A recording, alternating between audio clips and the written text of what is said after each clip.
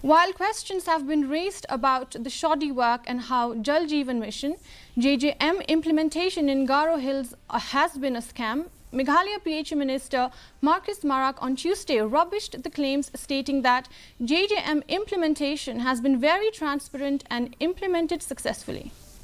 Informing that the JJM implementation is at 77.38% in totality, functional household tap connection FHTC completed is at 5,04,022.